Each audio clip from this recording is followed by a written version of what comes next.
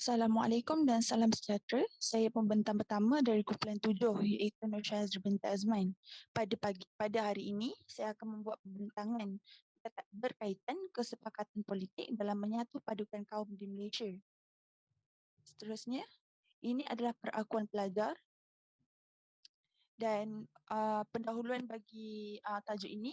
Apakah itu perpaduan? Perpaduan ialah visi atau sasaran utama. Satu, proses akademik melibatkan rakyat pelbagai kaum dan etnik dengan budaya, agama, adat resam, bahasa dan wilayah yang berbeza tetapi mampu hidup dalam satu negara. Seterusnya kita akan lihat tentang Malaysia. Malaysia merupakan sebuah negara yang terdiri daripada pelbagai kaum. Kaum iaitu kaum Melayu, Cina dan kaum India. Perpaduan etnik selalu menjadi bualan hangat dalam kalangan masyarakat dan pemerintahan negara ini. Wujudnya kepelbagaian budaya telah menimbulkan konflik yang menjadi batas pemisah rakyat di Malaysia yang terdiri daripada pelbagai kaum. Sebagai contoh, peristiwa 13 Mei yang telah membuktikan bahawa hubungan harmonis sesama kaum dan etnik di Malaysia amatlah penting. Hubungan etnik yang mantap dapat mengukuhkan ekonomi sekaligus meningkatkan kestabilan politik. Parti politik di Malaysia turut dikenal pasti berasaskan kumpulan kaum sebagai contoh MCA, MIC dan UMNO dan telah membentuk satu parti perikatan iaitu Barisan Nasional. Politik yang melibatkan perkauman boleh menimbulkan perasaan tidak puas hati dalam kalangan rakyat sekaligus menyebabkan semangat perkauman yang tinggi wujud dalam negara. Hai, Assalamualaikum semua. Saya Siti Hawa. Berdasarkan soalan untuk kepentingan mempunyai sifat patriotik yang tinggi bagi menghargai pengorbanan nenek moyang pada zaman sebelum kemerdekaan, saya mendapati bahawa majoriti responden memilih jawapan setuju dan sangat setuju. Mengapa soalan ini mendapat jumlah undian yang tertinggi? Hal ini demikian kerana sifat patriotik merupakan semangat dan kecintaan terhadap tanah air sendiri. Sifat patriotik ini dapat dilihat dalam kalangan rakyat Malaysia. Misalnya, apabila lagu Negaraku dimainkan, semua berdiri menunjukkan rasa hormat terhadap lagu tersebut. Selain itu, mengetahui nama-nama dan perjuangan para pejuang kita yang telah terkorban mempertahankan tanah air. Kita tak mahu perjuangan nenek moyang kita selama ini ditelan dek zaman begitu sahaja. Apabila kita sentiasa menghargai dan mengingati perjuangan tokoh-tokoh negara ini secara tidak langsung, ia boleh dijadikan sebagai salah satu cara bagaimana untuk kita memupuk semangat patriotism dan cinta kepada negara. Di sini saya senaraikan 5 kepentingan mempunyai sifat patriotik yang tinggi bagi menghargai pengorbanan nenek moyang pada zaman sebelum kemerdekaan. Yang pertama, pembentukan generasi yang berhemat tinggi dan berakhlak mulia. Kedua, demi kelangsungan negara dalam menghadapi era pasca modernisme dan dikenali sebagai masyarakat majmuk. Ketiga, membina nilai persefahaman dan penyatuan antara kaum. Keempat, menjadi pemacu kepada negara. Yang terakhir sekali, kepentingan mempunyai sifat patriotik yang tinggi bagi menghargai pengorbanan nenek moyang pada zaman sebelum kemerdekaan ialah satu pelaburan strategik ke arah keselamatan negara. Assalamualaikum kepada Miss Diana. Saya Wan Nur Fasihah binti Wan Mahmud, nombor pelajar 2019201196 akan membentangkan isi seterusnya iaitu kesepakatan rakyat merupakan satu kemajuan Malaysia sekarang. Tiada negara di ASEAN boleh menerima kepelbagaian sebagai satu kekuatan negara seperti di Malaysia. Malaysia berpegang kepada prinsip pembinaan negara bangsa. Apa yang dimaksudkan dengan konsep pembinaan negara bangsa? Konsep pembinaan negara bangsa ialah satu konsep menjurus kepada sesebuah negara yang berdaulat dengan rakyatnya hidup bersatu padu tanpa sembarang sentimen perkauman, keturunan, agama, bahasa, budaya, semangat kedaerahan yang boleh menghalang kepada pembentukan negara bangsa. Berdasarkan soal selidik yang dijalankan, para responden memilih setuju dan sangat setuju bahawa kesepakatan rakyat yang berbilang kaum di Malaysia merupakan satu kemajuan selepas kemerdekaan. Kesepakatan rakyat yang dikecapi hari ini merupakan hasil usaha pemimpin. Sebagai contoh, Datuk N. Jaafar yang menubuhkan Pertubuhan Kebangsaan Melayu Bersatu UMNO. Datuk N. Jaafar telah mengadakan mesyuarat dengan lebih 40 pertubuhan Melayu bagi berbincang dan menyeru orang Melayu agar bersatu menentang Empire British dan Malayan Union.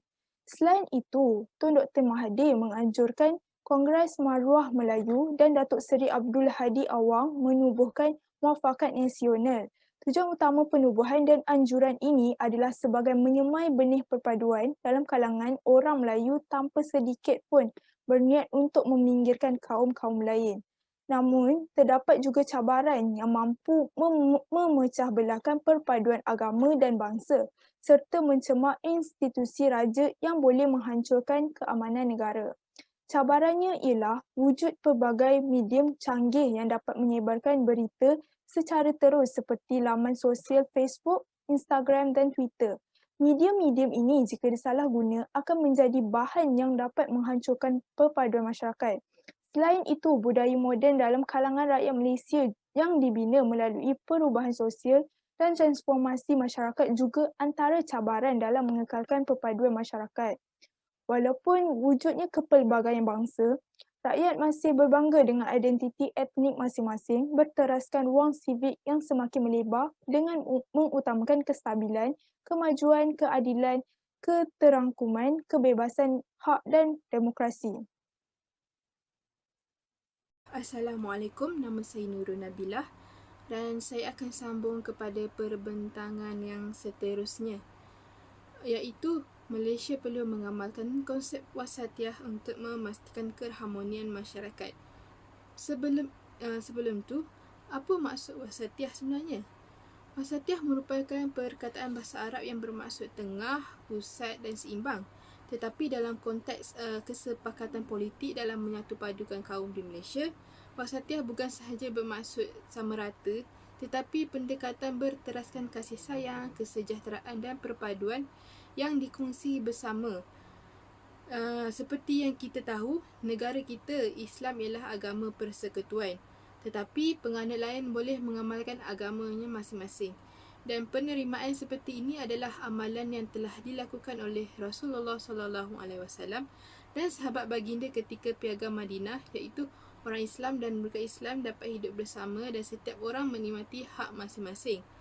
Pada rajah yang telah dipaparkan, kita dapat tengok seramai 19 orang responden bersetuju, manakala 9 orang responden sangat bersetuju bahawa kita ni memerlukan wasatiyah dalam menjamin keharmonian. Seterusnya ialah kepentingan wasatiyah. Apa kepentingannya? Yang pertama ialah dapat menjamin kelangsungan dalam pembangunan negara. Sebab untuk kita jamin perkara sebegini, kita perlukan kerjasama, tolong-menolong dan persefahaman semua lapisan masyarakat di negara. Seterusnya ialah sebagai kaedah bagi memupuk kebersamaan dan keharmonian dalam negara. Menurut pengarah Institut Wasatiyah Malaysia, Datuk Muhammad Yusofuddin, umat Islam perlu mengamalkan konsep 4K dalam memahami dan mengamalkan konsep wasatiyah dalam kehidupan. 4K itu ialah kesederhanaan, keseimbangan, keadilan dan kecemerlangan. Dan akhir sekali ialah dapat membuktikan bahawa agama Islam berupaya mengatur masyarakat sehingga mewujudkan peradaban yang unggul. Hal ini kerana Malaysia sudah pun diiktiraf sebagai negara Islam contoh dalam kalangan negara-negara Islam dan bukan Islam. Pendekatan wasatiyah ini akan terus memacu kejayaan negara dan melakar kecemerlangan sebagai sebuah negara Islam contoh. Hai, nama saya Nurul Hadira binti Marsiman akan menerangkan perbentangan seterusnya, iaitu sistem demokrasi memberi kuasa kepada setiap rakyat Malaysia untuk memilih pemimpin yang diundi untuk memimpin negara. Apa itu demokrasi? Menurut penulisan Syakila Yaakob, demokrasi menerangkan tentang maksud, menyatakan ciri utama dan kebaikan sistem demokrasi berparlimen di Malaysia. Menurut dapatan kajian yang dibuat terhadap 28 orang responden, semua responden menjawab setuju dan sangat setuju bahawa sistem demokrasi memberi kuasa kepada setiap rakyat untuk memilih pemimpin. Hal ini kerana di Malaysia, sistem yang diamalkan ialah sistem demokrasi berparlimen di bawah pentadbiran Raja Perlembagaan dan Seri Paduka Baginda yang di-Pertuan Agong merupakan Ketua Negara Malaysia. Baginda menjalankan tugas-tugas yang termaktub dalam perlembagaan mengikut nasihat Perdana Menteri dan Jemaah Menteri, serta Baginda juga merupakan pemerintah tertinggi Angkatan Tentera Negara. Malaysia menggunakan sistem demokrasi berparlimen, iaitu rakyat berhak memilih wakil mewakili mereka dalam bidang politik dan perundangan. Pilihan yang diberi kepada rakyat Malaysia adalah suatu kuasa dan peluang kepada mereka untuk memilih wakil yang layak dan sesuai untuk memperjuangkan hak-hak mereka. Selain itu, Malaysia memberi kebebasan kepada rakyat untuk memilih pemimpin atau parti politik melalui pilihan raya berbanding konsep autokrasi yang tiada kebebasan langsung diberikan kepada rakyat. Ini dapat dilihat melalui pilihan raya yang dijalankan setelah tamat suatu parti dalam memegang pucuk pimpinan. Ini menunjukkan rakyat berperanan penting dalam menentukan pemimpin yang akan membangunkan negara. Ini secara tidak langsung menyebabkan rakyat perlu mengambil tahu dan melibatkan diri dalam isu politik terkini agar tidak salah memilih pemimpin yang boleh memberi impak negatif terhadap negara. Seterusnya, Malaysia juga diberi kebebasan bersuara dan beragama.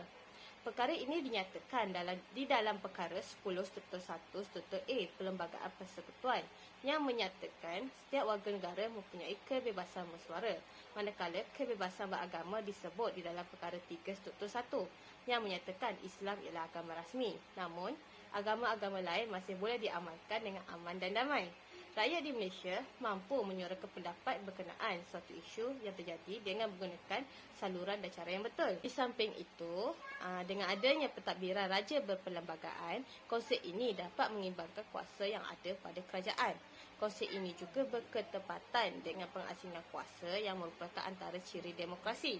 Hal ini kerana memegang terlalu banyak kuasa pada suatu pihak boleh menyebabkan rakyat ditindas dan wujudnya salah guna kuasa. Di Malaysia, pemerintahan terbagi kepada 3, iaitu Badan Eksekutif, Badan Perundangan dan Badan Kehakiman.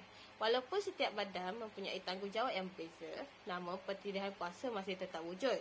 Oleh itu, konsep yang diamalkan di Malaysia wajar dikekalkan agar pengasingan kuasa terus terjamin serta hak rakyat tetap dilindungi. Hai, Assalamualaikum. Saya Fatana Mashkur. Berdasarkan dapatan kajian yang kami peroleh, didapati bahawa para responden menunjukkan respon yang setuju dan sangat setuju bahawa pemimpin yang berwibawa akan membawa kepada kemajuan ekonomi di Malaysia. Profesor Madya Kolonel Dr. Burhanuddin Jalal bersetuju dalam penulisan yang bertajuk Menghayati Erti Pemimpin yang Sebenar, di mana pemimpin memainkan peranan yang sangat penting untuk mengetuk sebuah negara ke arah negara yang lebih cemerlang, terbilang dan gemilang. Seterusnya, pemimpin yang berwibawa mempunyai tahap kemahiran yang tinggi dan mempunyai ciri kepimpinan seperti bijak, cekap dan juga amanah, di mana perlu diterapkan dalam diri pemimpin untuk menggalas tugas yang dipertanggungjawabkan.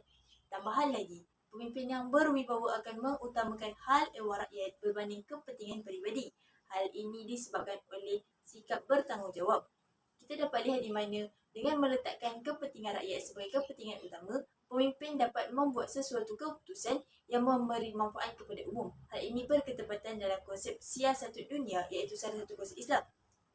Ia adalah di mana pemimpin memimpin dengan kebajikan agar faedah yang memaksimumkan dapat dirasai oleh rakyat tidak kira apa jua situasi. Oleh itu, kemajuan ekonomi dan negara dapat dicapai sekiranya pemimpin meletakkan kepentingan rakyat sebagai matlamat utama. Dan akhir sekali, pemimpin yang berwibawa mempunyai ciri seperti bijak membuat keputusan dengan mengambil kira dari pelbagai aspek untuk jangka masa yang panjang maupun pendek. Dalam karya Dr. Burhanuddin Jalal, beliau mengambil contoh situasi pandemik COVID-19 sebagai satu indikator untuk menentukan sama ada pemimpin itu berwibawa atau sebaliknya. Situasi COVID-19 merupakan situasi baharu yang belum pernah terjadi di seluruh dunia. COVID-19 telah menyebabkan kehidupan rakyat menjadi gelisah kerana norma baharu yang diperhatikan. Oleh itu, peranan pemimpin amat penting bagi kesejahteraan bersama. Itu sahaja dari saya akan serahkan kepada presenter seterusnya. Kesimpulannya, parti politik ialah sebuah pertubuhan parti politik di mana ahlinya mempunyai ideologi yang sendiri untuk mencapai sesebuah matlamat, iaitu membentuk kerajaan.